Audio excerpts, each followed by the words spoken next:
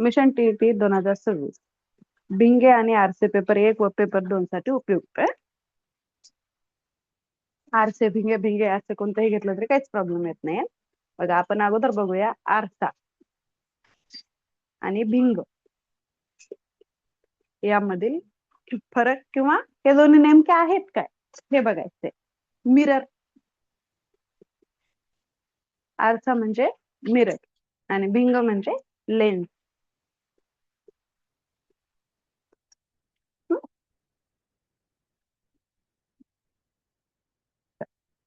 आता आरसा जो आहे तो अपारदर्शक आहे. अपारदर्शक म्हणजे कसा, हे बघा हा आरसा आहे, आरशाचा भाग घेतलाय.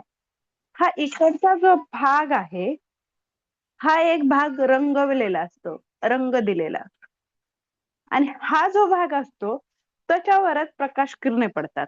म्हणजे इथून इकडे जाते का, नाही, रिफ्लेक्ट होते इकडे. म्हणजे आरसा हा अपारदर्शक आहे, अपारदर्शक. आणि याच उलट भिंगे आहे, याच उलट भिंगे आहे. भिंगे जोडण्यासाठी आपल्याला काय करावं लागते, दोन भिंगे घ्यावी लागतात, दोन. याच्यावर कोणताही प्रकाश किरण टाकला की तो इकडे जातो. म्हणजे हे काय आहे, भिंग काय आहे, पारदर्शक.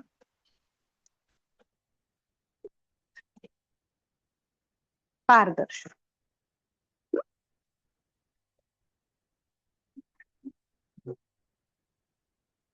एवढा ह्याच्यामधला फरक आहे. आरशाच्या एकाच भागावर पुरेसा राहतो प्रकाशाची किरणे होऊन परावर्तित होण्यासाठी, आणि इकडं दोन्ही भागांचा वापर केला जातो. काचाचा दोन्ही पृष्ठभाग वापरले जातात, इकडं दोन पृष्ठभाग. एक बेसिक माहिती एवढी लक्षात ठेवा. आता ह्याच्यानंतर आपण बघूयात आरसा.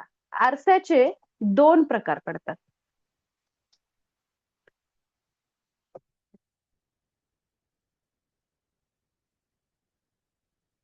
आरशाचे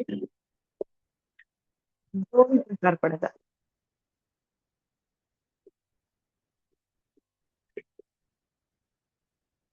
पहिला सपाट प्लेन मिरर,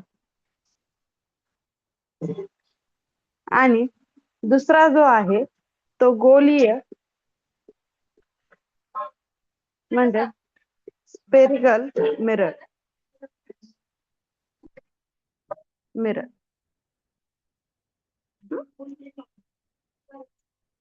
हे दोन आहेत. तर पहिल्यांदा आपल्याला बघायचं आहे सपाट प्लेन मिरर. प्लेन मिरर बघायचं आहे आपल्याला. प्लेन मिरर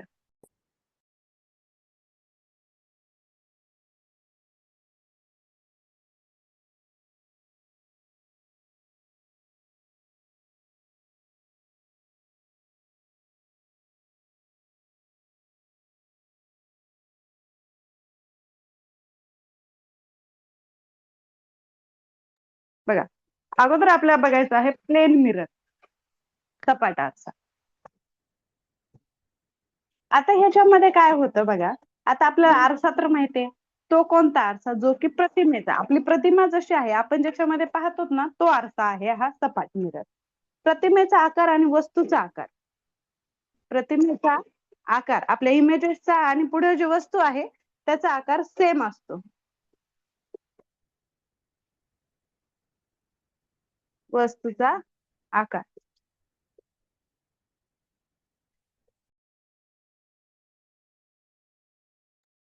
कसा असतो, सेम असतो.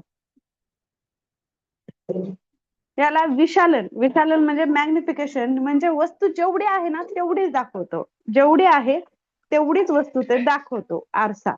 विशालन ह्याचे एक असते, एक असते. मॅग्निफिकेशन एक असते. वस्तू आरशापासून जितकी लांब असते ना तितकीच प्रतिमा जे आरशामध्ये बनते त्याच्या पाठीमागे तितक्याच अंतरावर बनते. वस्तूचे आरशापासून आरशापासून अंतर अंतर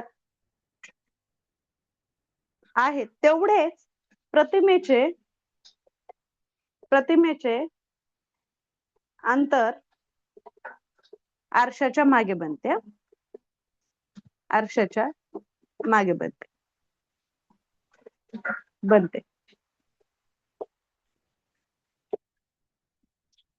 बर का. आता ह्याची लांबी रुंदी, आता आपण आरशामध्ये बघितल्यानंतर आपली लांबी रुंदी उंची जाडी जेवढी आहे तेवढीच आपल्याला प्लेन मध्ये दिसते, प्लेन मिरर मध्ये तेवढीच दिसते. प्रतिमा नेहमी मागच्या बाजूला बनते, हे मात्र पॉइंट लक्षात ठेवा. प्रतिमेचे आपण ज्या वेळेस उजवा हात करतो त्यावेळेस प्रतिमेमध्ये आपल्याला डावा हात दिसतो, left right hand rule follow करतो तो. समजलं तुम्हाला आता आजचा? सांगा. सपाट आरसा समजला?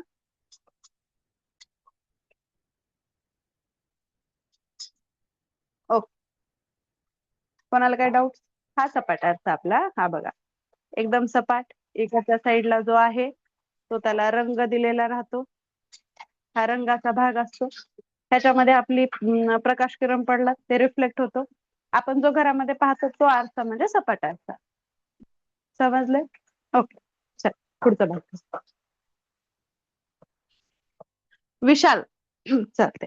लांबी रुंदी उंची. विशालन म्हणजे काय? मॅग्निफिकेशन. Magnification magnification.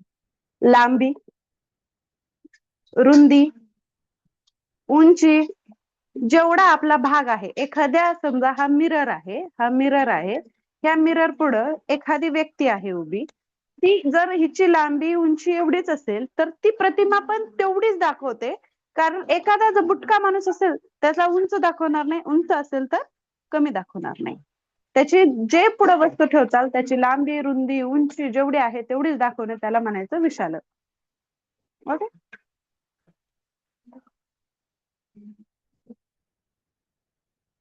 छोटी किंवा मोठी दाखवत नाही. दुसरा प्रकार बघा, गोलीय.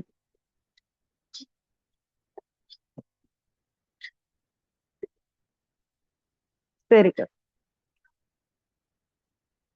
गोलीय मिरर जे आहे ते अर्धगोल असतात. त्याच्यानंतर हा जो भाग असतो गोलीय मिरर मध्ये, ह्या भागाला रंग दिलेला असतो. त्याचे दोन प्रकार पडतात मुळात, पण अगोदर नुसता गोलीय पाहून घ्या. ह्याचा भाग जो असतो तो रंग दिलेला असतो, आणि जो किरण इथे येतो येतो तो असा रिफ्लेक्ट होऊन परत इकडं जातो. या मिररचे पुढे दोन प्रकार पडतात. किती पडतात? दोन. दोन प्रकार पडतात. आंतरगोल, आंतरवक्र, त्यानंतर अवतल, आणि इंग्लिश मध्ये कॉन्केव्ह. हा प्रकार आहे. दुसरा प्रकार बहिर्गोल. हा हो हो, बाबाकडे जा. हा, बहिर्वक्र. वा वा, गुड.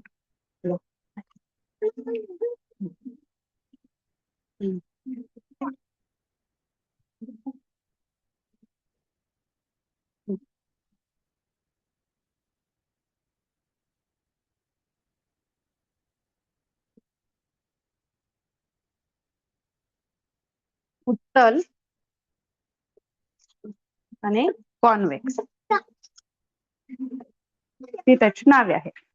एकच नाव आहे, पण कधी कधी टीईटी मध्ये हा पण विचारला जातो, हा पण कोणताही घेऊ शकतात शब्द. त्याच्यामुळे हे तिन्ही माहित असणं गरजेचे आहे. त्याच्यामध्ये आता ह्याच्या नावामध्ये ज्यांचे प्रकार दिलेले आहेत, आंतरगोल अंतवक्र म्हणजे बघा काय होतं ते. ह्याच्या आंतरगोल म्हणजे त्याला अभिसारी असतात. हे कशामुळे अभिसारी असतात बघा, ज्यावेळेस हा आरसा घेतला जातो हे त्याचं ध्रुव राहतं.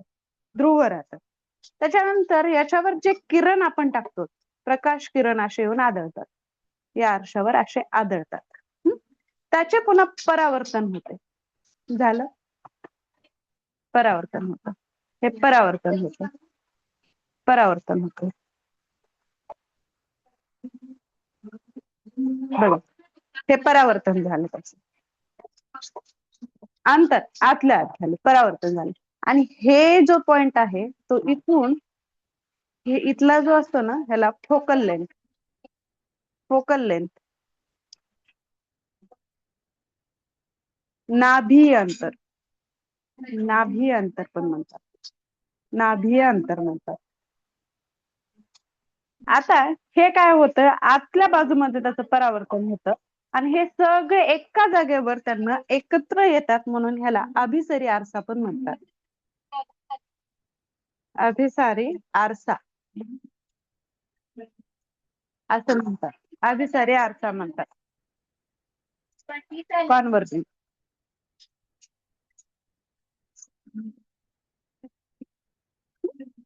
अभिसरी आरसा हे कुठे वापरतात? जास्त करून दातांचा आरसा मोठा करून पाहण्यासाठी वापरला जातो. दात दवाखान्यामध्ये जे वापरतात ना, तिथं सोलार कुकर साठी. का तर ही फोकल लेंथ एका जागेवर सूर्यकिरण झाला त्याला एका जागेवर स्टोअर करून ठेवतात. सेविंग जे राहतात मिरर, तिथं तो वापरला जातो. समजलं तुम्हाला? अंतर्गोल समजलाय, कॉन्व्हेक्स, कॉन्केव्ह.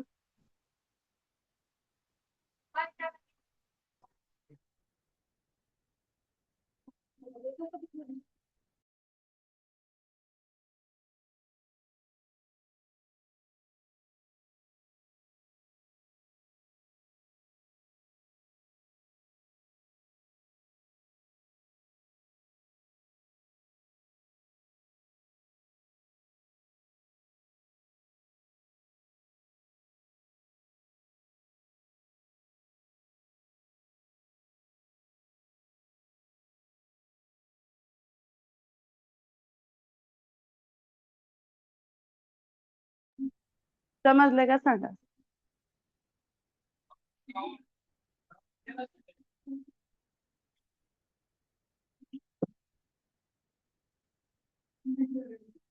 ओके, चला पुढे चालूया.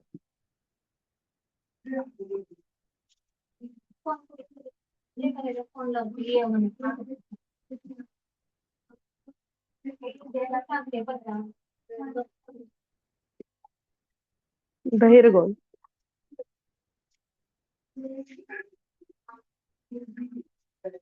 बहिर्वक्र,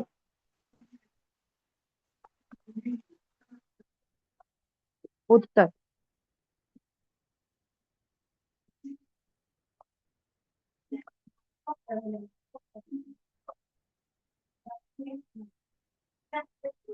कॉन्व्हेक्स.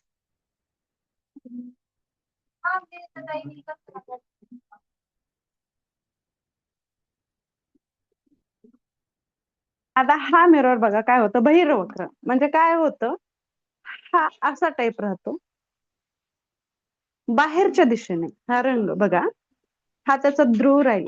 ह्याच्यावर जे किरण परावर्तित होतात आपण त्याच्यावर टाकतो, हे प्रकाश किरण टाकले जाते, त्यांचं परावर्तन असं होतं बाहेरच्या दिशेने. असं परावर्तन बाहेरील बाजूस परावर्तन होते, बाहेरील बाजू. ह्याचा उपयोग जो आहे, वाहनांच्या बाजूचा आरसा, बाजूचा आरसा, पार्किंग लॉट्स, एटीएम वर जो आरसा राहतो तो, दुकान मॉल्स तिथे यूज केला जातो तो आरसा. याच्यामध्ये तेवढंच लक्षात ठेवायचं आहे. त्यानंतर आरशाचं तुम्हाला सूत्र दिलेलं आहे, सूत्र दिलेलं आहे.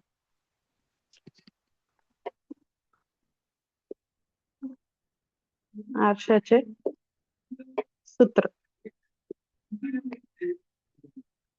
1F is equal to 1 divided phi plus 1 divided U.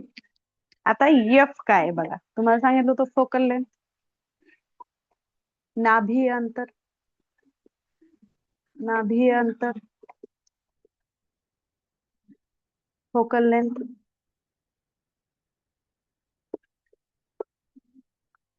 त्याच्यानंतर व्ही, प्रतिमेचे आरशापासूनचे अंतर,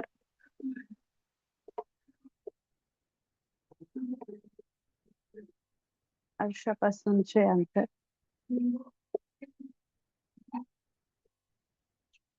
अंतर. यू, वस्तूचे आरशापासूनचे अंतर, आरशापासूनचे अंतर. डिस्टन्स ऑफ इमेज आणि डिस्टन्स ऑफ मार्क. आता दुसरं एक फॉर्म्युला आहे त्याच्यासाठी, F is equal to R divided by 2. F म्हणजे तुम्हाला फोकल लेंथ दिलेली आहे, हा आर म्हणजे वक्रता त्रिज्या, वक्रता त्रिज्या, radius of curve, radius of curvature.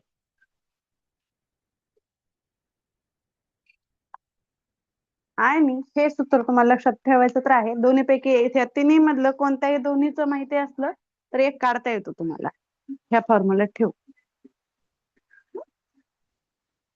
त्याच्यानंतर सपाट आरशासाठी, फक्त सपाट आरशासाठी एक सूत्र आहे, only plane mirror, only plane mirror.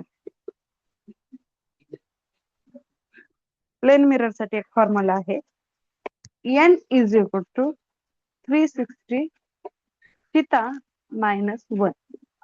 हा फॉर्म्युला आहे सपाट, सपाट आरसा, सपाट आरशासाठी. n म्हणजे प्रतिमांची संख्या, संख्या, आणि थिटा म्हणजे दोन सपाट आरशातील, आरशामधील कोन. आता समजा एखादे दोन सपाट आरसे ठेवलेले आहेत, दोन, कुठेही दोन सपाट आरसे एकमेकासमोर ठेवलेत किंवा काटकोनासमोर कसेही ठेवलेत, दोन सपाट आरसे, त्याच्यामध्ये जो कोन तयार होतो, जो अँगल तयार होतो, जो अँगल, तर अँगल म्हणजे तुमचा थिटा आहे, थिटा. समजा इथं तुम्हाला उदाहरणार्थ थिटा जर तुमचा 90 असेल, काटकोनात जर आरसे असतील, तर ते किती प्रतिमा तयार करतात ते जर तुम्हाला काढायचं असेल तर काय करावं लागतं, फॉर्म्युला घ्यावा लागतो. 360 ला 360 तसेच ठेवायचे, थिटा 90 आहे, 90 खाली ठेवायचा, 0 0 गेले, 9च्या पाड्यामध्ये बघा भाग जातो का नाही, n is equal to 4 minus इथं 1 ला 1 असा ठेवायचा. 4 मधून 3 केले, म्हणजे 4 मधून 1 गेला, 3 उरले, म्हणजे हा किती तयार करतो प्रतिमा, 3 प्रतिमा तयार करतो, 3. समजलंय का, सांगा.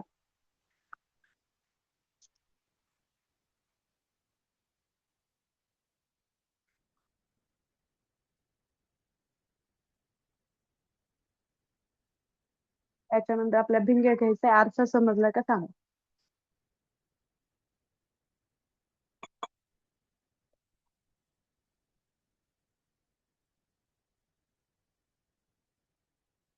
ओके, रिअलमी समजलं. अजून बाकीचं सांगा, प्रश्न उत्तर घ्यायचे आहे त्याच्यावर आपल्याला नंतर. हो, चला. आता भिंगांमध्ये लक्षात ठेवा, भिंगे परावृत्त होतात, परावर्त होतात भिंगे, लेन्स. ह्याचे मुळात दोन प्रकार पडतात भिंगांचे, आरशासाठी तेच आहेत, अंतर्वक्र, अंतर्गोल, कॉन्केव. हे जे आहेत ना, चष्म्याचा नंबर ठरवतात लेन्स मध्ये, आता हे पारदर्शक आहे, चष्म्याचा नंबर ठरवतात. हे बघा, हे आरसे असे आहेत अंतर्वक्रामध्ये, ह्याच्यामध्ये जो आतला भाग असतो ना, हा कमी राहतो, सपाट राहतो, वरचा थोडा हे होतो,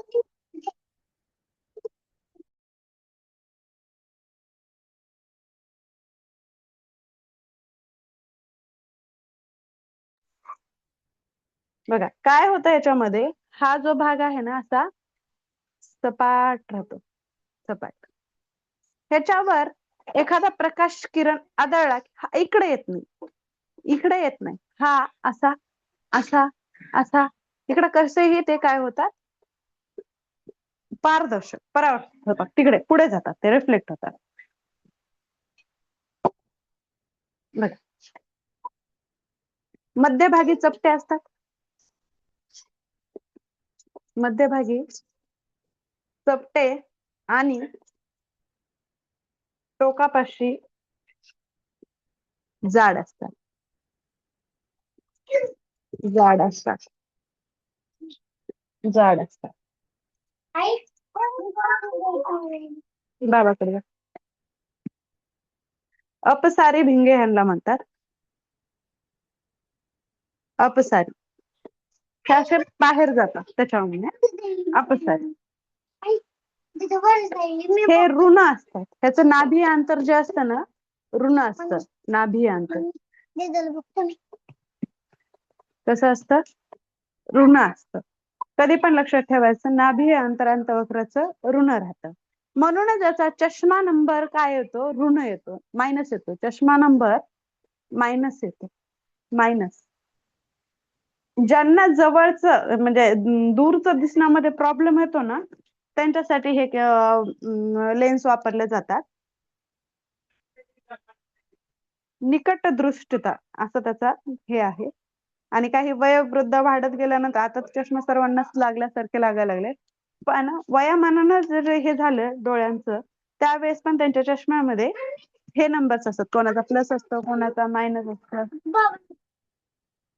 ज्यांना दूरचे दिसत नसेल त्या चष्म्यामध्ये हे भिंग वापरतात. दारावरील भिंग, फ्लॅश लाईट, त्याच्यामध्ये या भिंगांचा वापर केला जातो. अंतर्वक्र समजलं, अंतर्वक्र.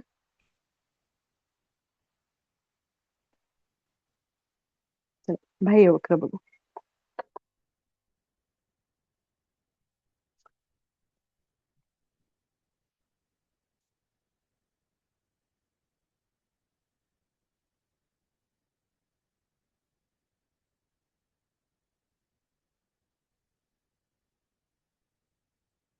आता इथे बघा, हा जो आरसा कसा असतो, असा असतो, असं असतं.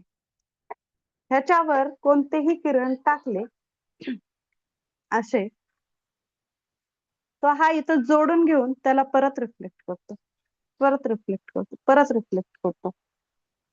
हा, त्याच्यामुळे ह्याचं नाभी अंतर, फोकल लेंथ, नाभी अंतर धन असतं.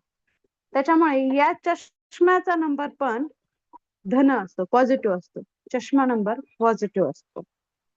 मध्यभागी हे काय असतात, जाड असतात, मध्यभागी जाड आणि टोकापाशी चपटे, टोकापाशी चपटे, याला अभिसारी म्हणतात.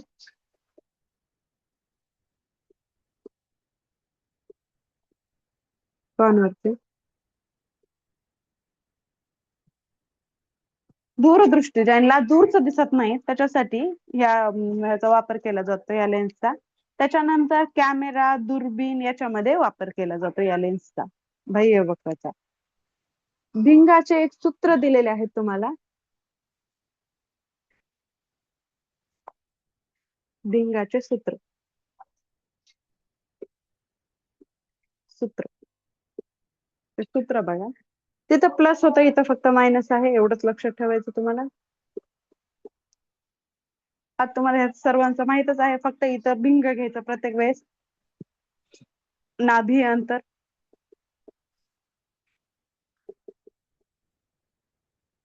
पीला प्रतिमेचे भिंगापासूनचे अंतर,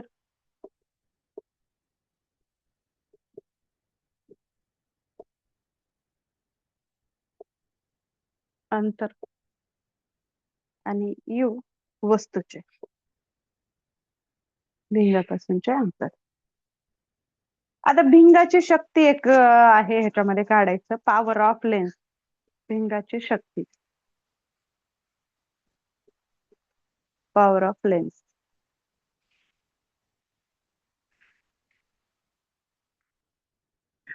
आता ह्याच्यामध्ये हा फॉर्म्युला युज केला जातो, P divided by M, F M. आता हा एफ एम म्हणजे तुमचं फोकल लेंथ आहे मीटर मध्ये. फोकल लेंथ इन मीटर, फक्त मीटर मध्ये काढायची तुम्हाला. फोकल लेंथच आहे तुमचं ते. ह्याचं एकक जे आहे भिंगाची शक्तीचं, ते डायप्टर कॅपिटल डी या अक्षराने दर्शवतात. भिंगे आणि आरसा हा टॉपिक इथंच संपतोय. प्रश्न उत्तराला सुरुवात करायची. त्या अगोदर काही डाऊट असेल तर विचारून.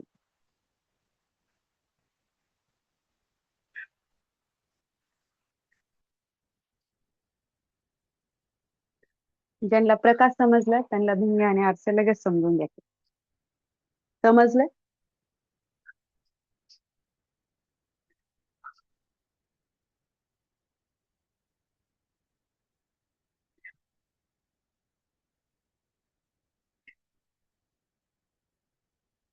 करायची प्रश्न उत्तरांना सुरुवात.